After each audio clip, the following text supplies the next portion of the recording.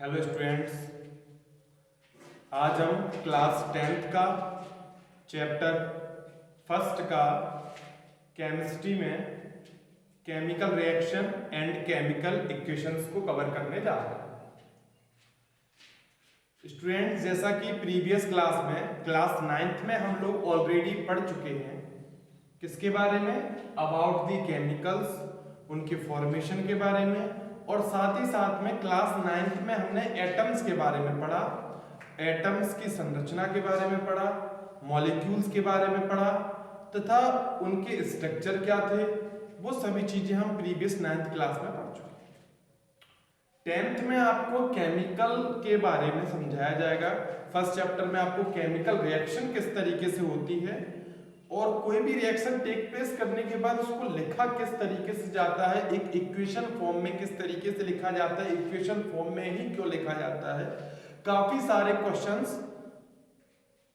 उत्पन्न होते हैं जिनके बारे में हम जानें। चलिए तो फिर हम स्टार्ट करते हैं। चैप्टर का आपका इंट्रो है chemical reaction and equation. Chemical reaction and equation. Reaction क्या, रिएक्शन का मतलब होता है अभिक्रिया, और यहां पर केमिकल मींस रासायनिक। तो यहां पर मैंने क्वेश्चन भी लिख रखा है कि what is chemical reaction. Chemical reaction दरअसल है क्या?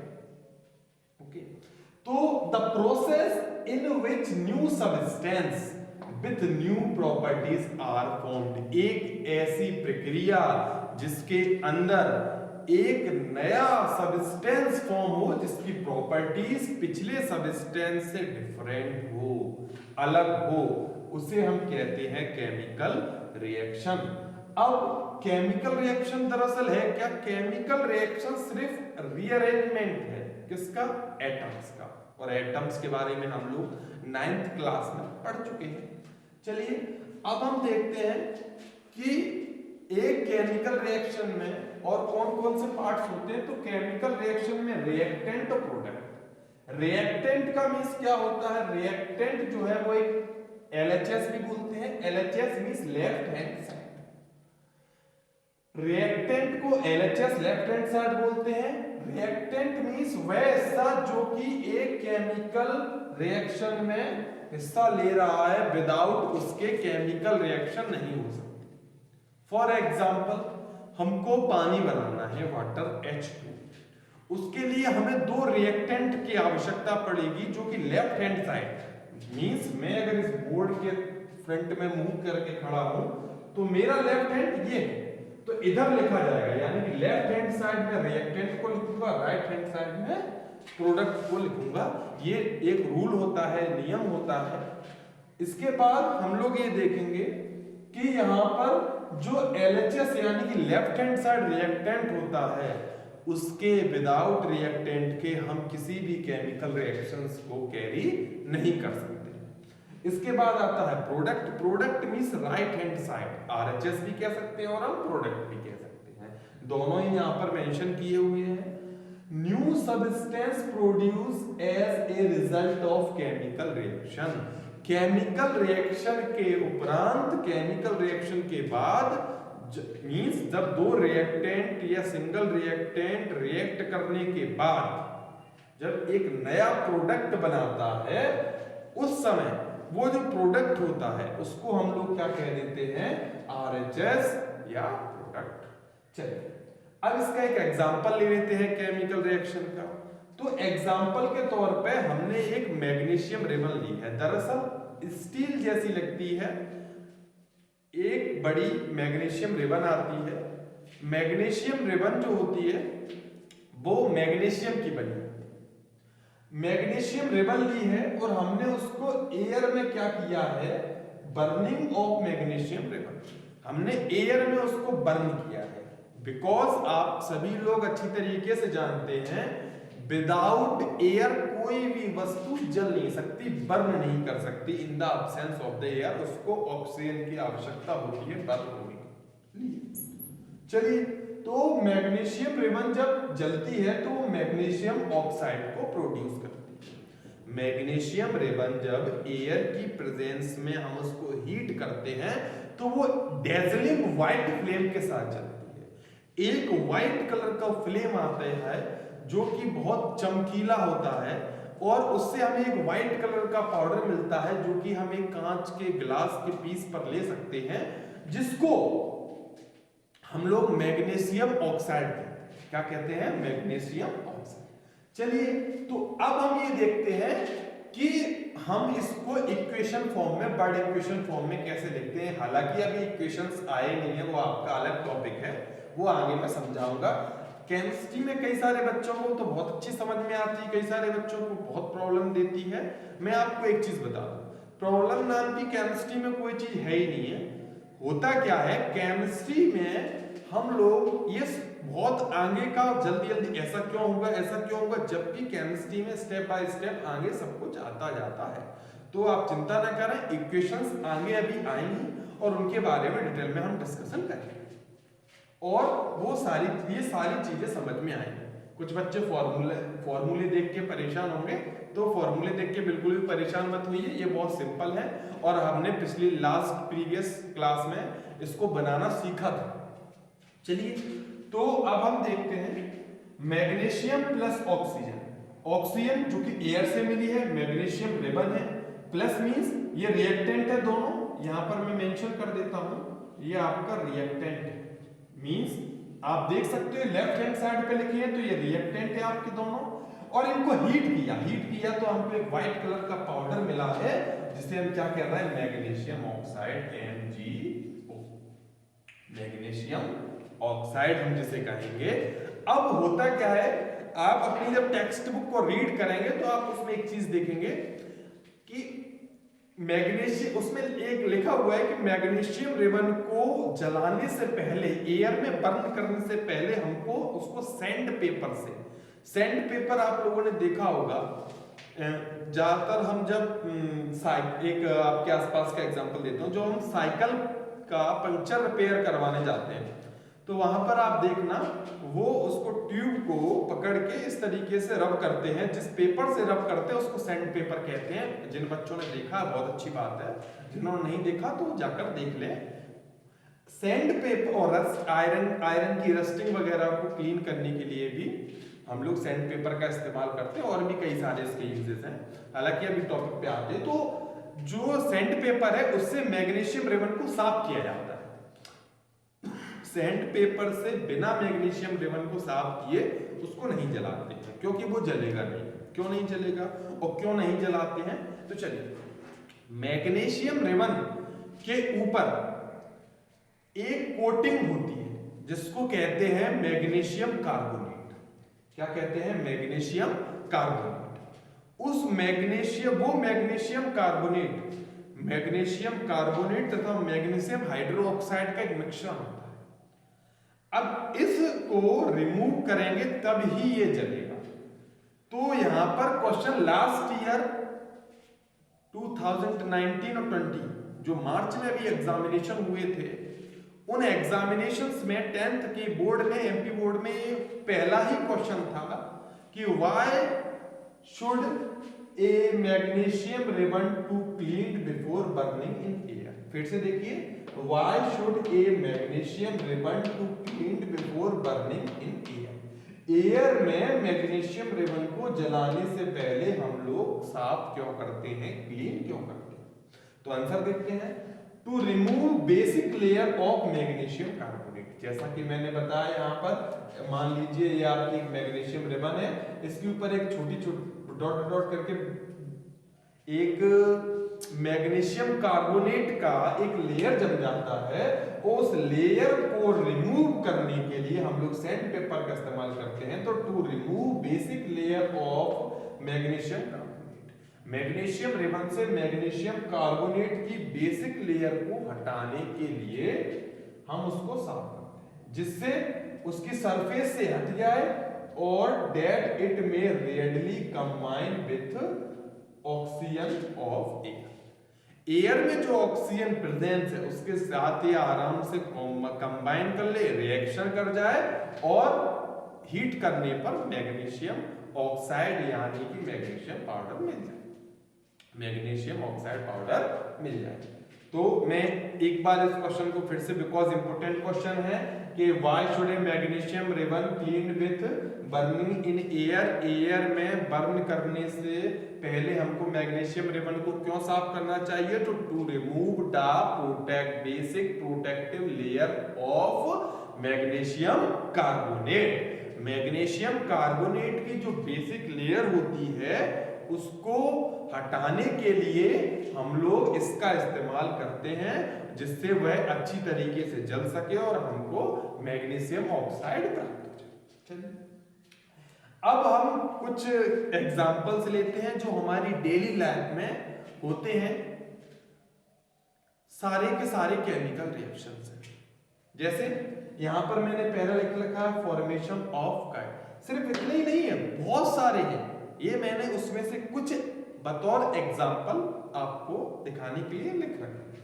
तो फॉर्मेशन ऑफ काइट, दही का जमना। हम सभी लोगों ने अपने घर में देखा कि दूध होता है, ओके, दूध का दही में कन्वर्ट होना। और एक और बात मैं आपको बता दूं, केमिकल रिएक्शन, केमिकल रिएक्शन देखो दो तरीके के चेंज होते हैं, फिजिकल और केमिकल। केमिकल चेंज ऐसा होता है जो अपनी ओरिजिनल पोजीशन पर वापस नहीं आता बाय फिजिकल प्रोसेस, किसी भी फिजिकल प्रोसेस के द्वारा।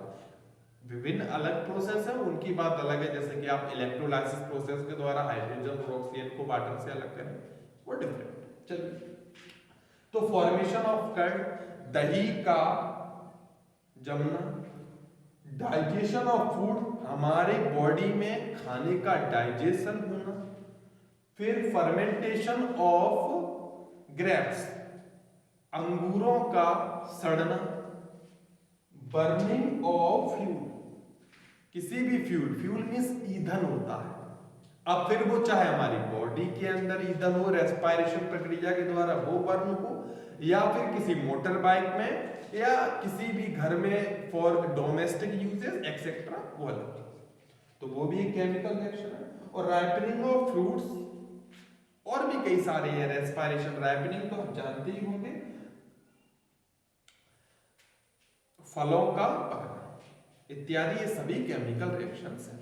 तो आशा करता हूं आपको समझ में आ गया होगा। चलिए अब इसके बाद हम कह सकते हैं, लेकिन हमने चलो ये तो जान लिया कि केमिकल रिएक्शन होती है जिसमें से व्हाट इज केमिकल रिएक्शन। तो केमिकल रिएक्शन वह होती है जिससे एक नया सबस्टेंस नई प्रॉपर्टी के साथ बॉन्ड होता है भैया। चलो ठीक है, फिर हमने ये भी जान लिया कि RHS क्या होता है, LHS क्या होता है, जो रिएक्टेंट होता है वो LHS होता है, जो प्रोडक्ट होता है वो RHS होता है। चलिए अब हमने मैग्नीशियम रिबन का एग्जांपल भी ले लिया कि उसको हम क्लीन करेंगे, फिर बर्न करेंगे, हमको मैग्नीशियम ऑक्साइड मिलेगी।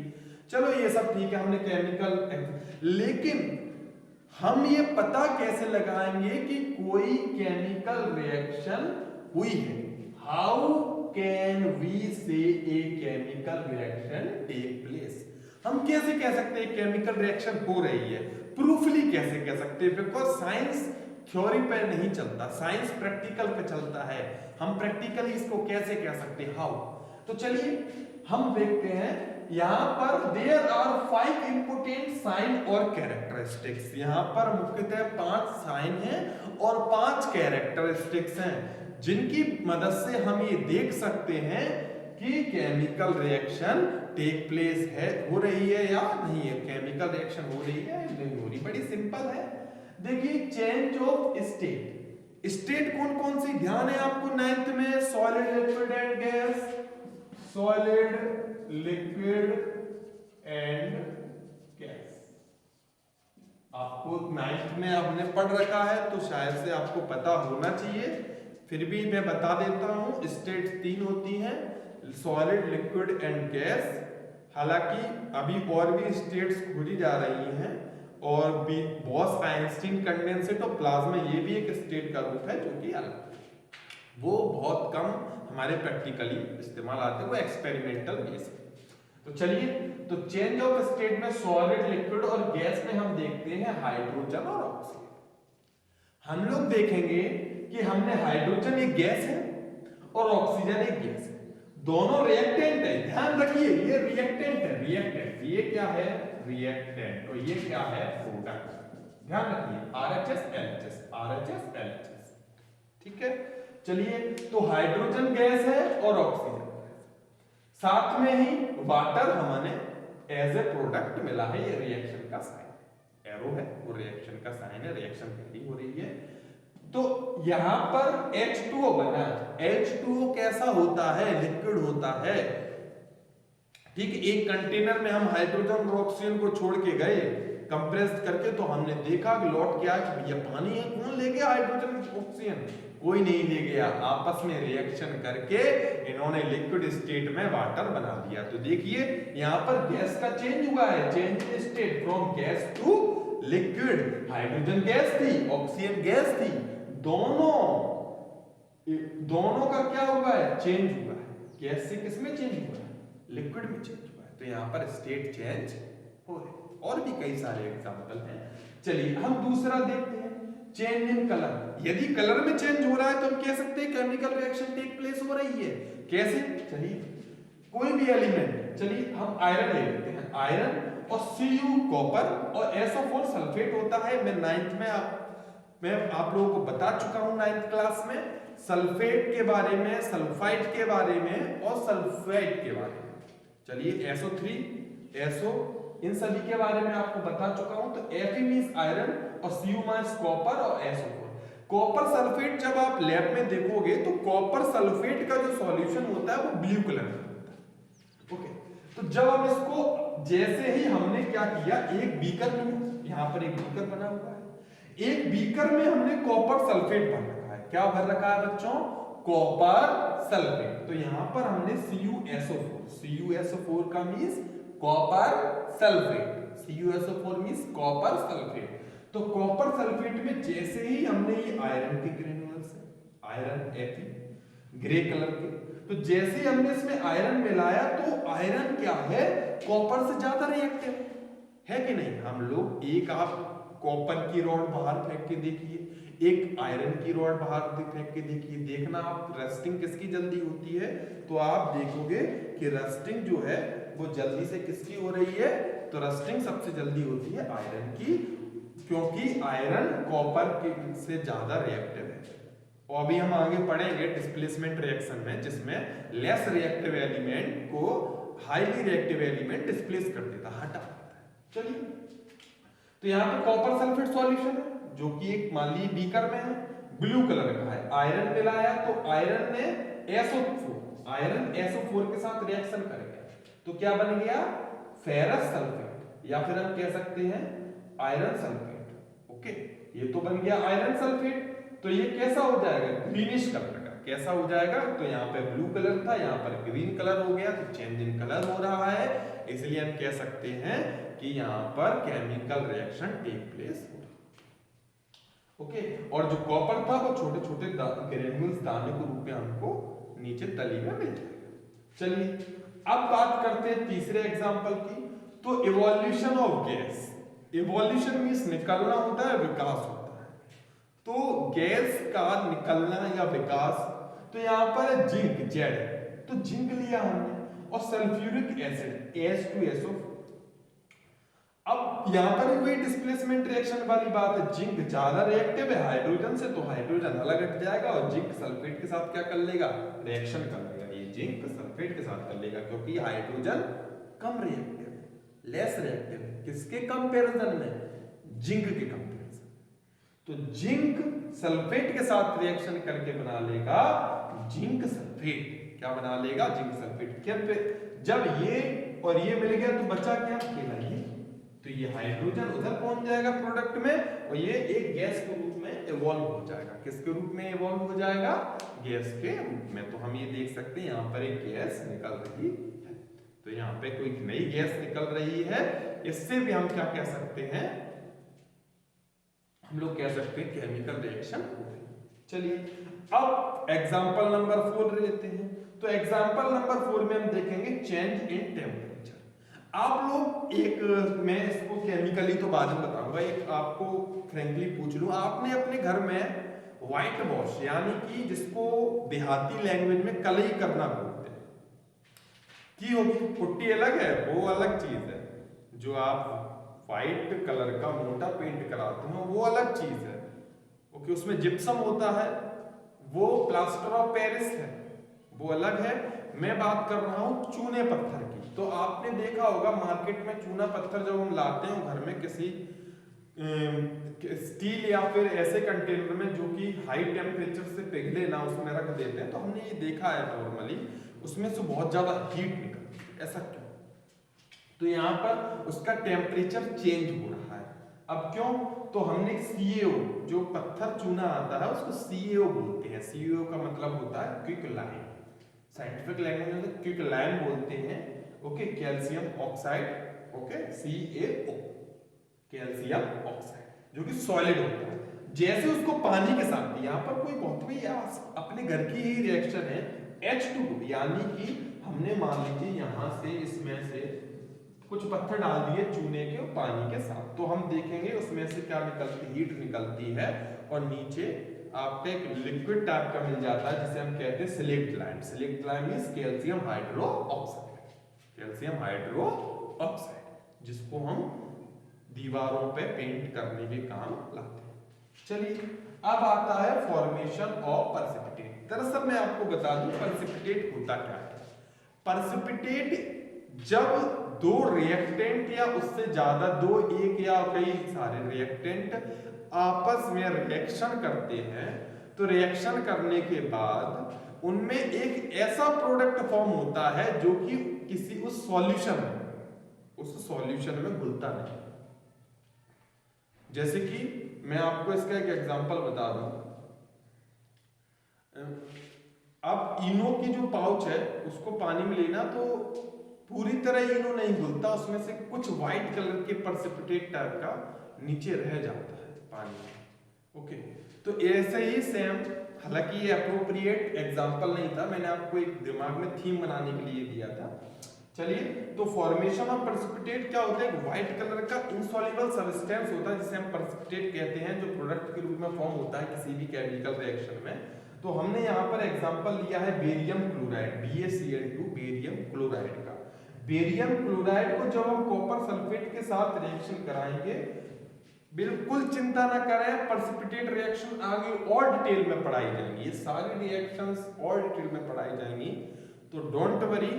अभी आप इतनी समझ लें कि प्रेसिपिटेट फॉर्म होता है। प्रेसिपिटेट फॉर्म के लिए हमने एक एग्जांपल ले लिया, हमने बेरियम क्लोराइड ले लिया, एक केमिकल है बेरियम क्लोराइड, उसको ले लिया और साथ में कॉपर सल्फेट को ले लिया। तो यहाँ पर क्या होगा बेटा, बेरियम सल्फेट के साथ रिएक्शन कर जाएगा और कॉपर क्लोराइड के साथ कर जाएगा, तो कॉपर क्लोराइड और बेरियम सल्फेट बन जाएगा। बेरियम सल्फेट एक तरीके का नमक होता है जो कि कभी घुलता नहीं है, व्हाइट कलर सॉलिड रूप में हमको किसी भी लिक्विड के नीचे जमा मिल जाता है, उसे हम कहते हैं व्हाइट प्रेसिपिटेट। ओके, चलिए, तो आपको समझ में आ ही गया होगा और बाकी का आप रिवीजन करें। यदि आपको कुछ समझ में नहीं आया है तो आप नीचे कमेंट बॉक्स में जाकर अपना क्वेश्चन मुझे बता सकते हैं, मैं उसके ऊपर वीडियो बना दूंगा। प्लीज चैनल को सब्सक्राइब करें और फॉरवर्ड